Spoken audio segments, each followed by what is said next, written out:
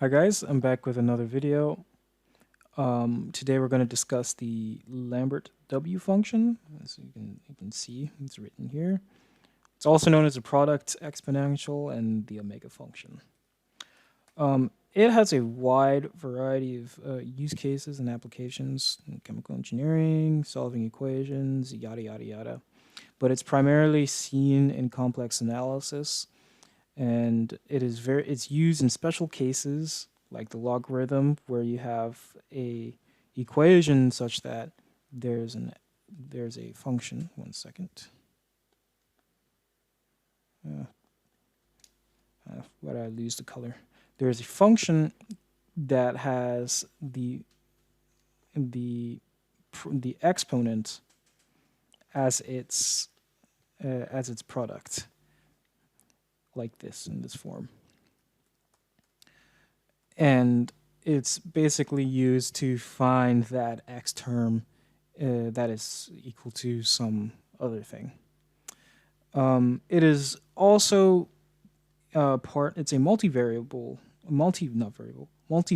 function that has branches, and branches are basically endpoints that are defined by a multi-valued function. Has the Lambert W function can take in complex values and also real values, and depending on which you're using, its branches will imply which branches to use. Great. Anyway, let's get into the video. So for this case, we're going to start with the definition of, or the form which we would take the Lambert W function, which would be of this. And in this case, we would just take it like this, like you would take a logarithm on both sides. And here, what we will do is we just, like a logarithm, this f of x just goes onto this side, and this Lambert W function will go onto the side like this.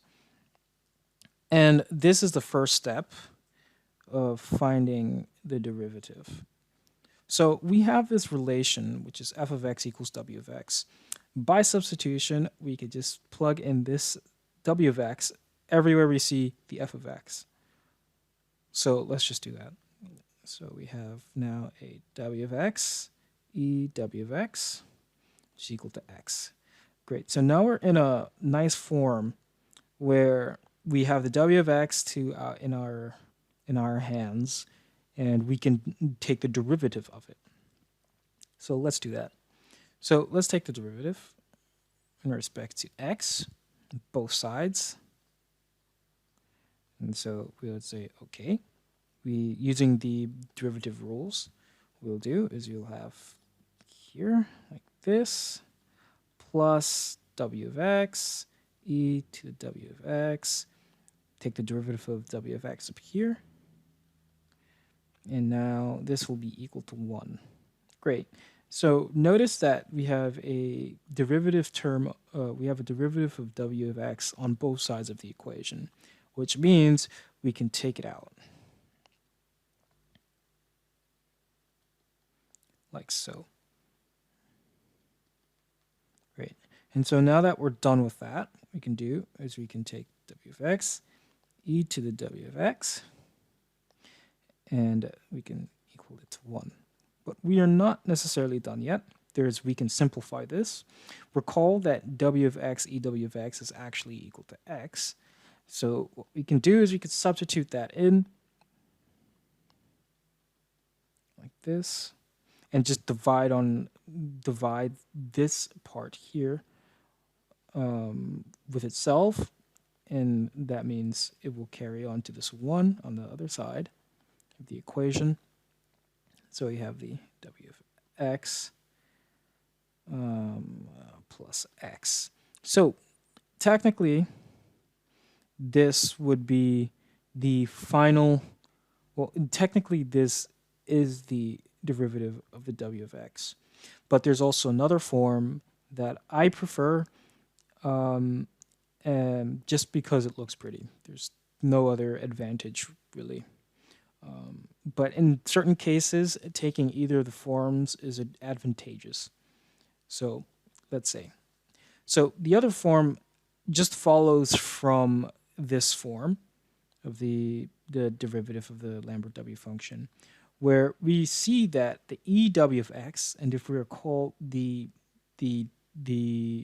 Lambert W function, if we recall what the Lambert W function is after substituting it into the product exponential, we see that if we were to divide the Lambert W function by itself on one side of the equation, that we'll end up with x over W of x.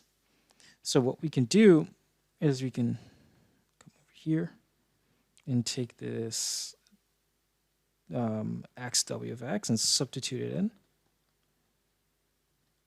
And we could just multiply this w of x with each side. So x plus x w of x. So the bases are the same for 1, which then now will be w of x plus x w of x. And to simplify this a bit more, so we could actually get the good definition, it would be w of x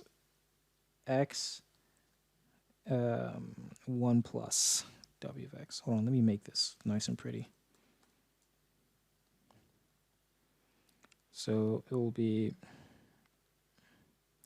plus w of x over w of x. Yeah. And this would be the second form.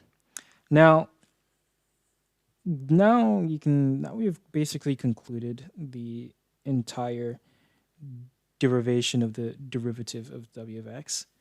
And we have shown that there's two forms to it, and they're both analogous. And yeah, so that would be the end of this video. Let me just rewrite them here.